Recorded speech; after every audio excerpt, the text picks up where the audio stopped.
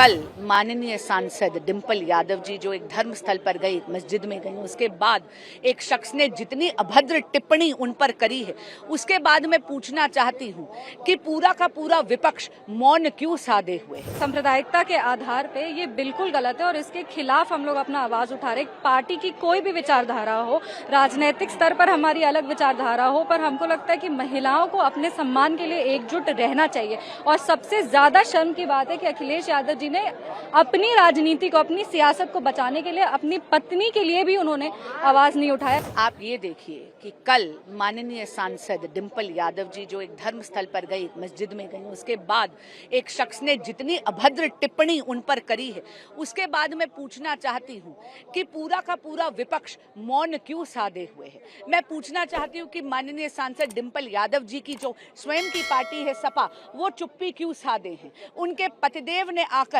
इस बयान का खंडन क्यों नहीं करा। संस्कृत में कहा जाता है मौनम स्वीकृति लक्षणम। मैं पूछना चाहती हूँ, क्या आपकी तुष्टीकरण की राजनीति एक महिला सांसद की डिग्निटी, उनके सम्मान से बढ़कर हो गई है क्या।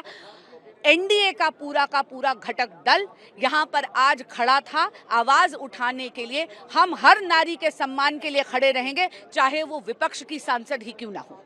जिस तरीके से एक महिला सांसद को बदनाम किया गया, एक सांप्रदायिकता के आधार पे, ये बिल्कुल गलत है और इसके खिलाफ हम लोग अपना आवाज उठा रहे। पार्टी की कोई भी विचारधारा हो, राजनीतिक स्तर पर हमारी अलग विचारधारा हो, पर हमको लगता है कि महिलाओं को अपने सम्मान के लिए एकजुट रहना चाहिए। और सबसे ज्यादा शर्म की बात है कि अखिलेश यादव जी ने अपनी राजनीति को, अपनी सियासत को बचाने के लिए अपनी पत्नी के लिए भी उन्होंने आवाज नहीं उठाया। जिस तरीके से शायद रजनी जी ने डिंपल यादव जी के बारे में बोला है, वो बिल्कुल भी एक्सेप्टेबल नहीं है और उसके खिलाफ हम लोग अपनी आवाज उठा रहे हैं। जिस तरह से बयान आया है, समाजवादी पार्टी चूंकि समर्थन नहीं कर रही है, कोई वक्तव्य नहीं दे, इसलिए एनडीए के सांसद उनके समर्थन में आए हैं।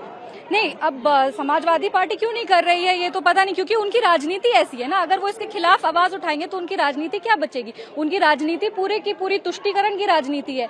अब अगर वो अपनी ही लीडर के लिए आवाज उठाएंगे, उसमें भी अगर उनका वोट बैंक डैमेज हो जाएगा, तो आप समझिए कि अपने नेता के लिए भी ये लोग आवाज उठाने को तैयार नहीं है। इसीलिए एनडीए हमेशा नारी सम्मान में है। वो किसी भी राजनीतिक विचारधारा के हो, नारी का सम्मान सर्वश्रेष्ठ है और नारी का सम्मान के लिए एनडीए हमेशा खड़ा है। ऐसी टिप्पणी करना बहुत ही शर्मनाक बात है। और जब वो महिलाओं की प्रतिनिधि हो, जनप्रतिनिधि हो, सबसे बड़ी पंचायत की सदस्य हो, ऐसी टिप्पणी करना, तो आप ये सोचिए कि आम जो महिला है उसके लिए क्या हम इस समाज में संदेश दे रहे हैं। बहुत अभद्र टिप्पणी है, अफसोसजनक है और ऐसे लोगों पे कड़ी से कड़ी कार्रवाई होनी चाहिए। इनको सामाजिक रूप से इनका बहिष्कार होना चाहिए। ये कोई धर्मगुरु नहीं है, किसी धर्म के ठेकेदार नहीं है। इनको कोई अधिकार नहीं है कि किसी भी महिला के बारे में इस तरह की टिप्पणी करें।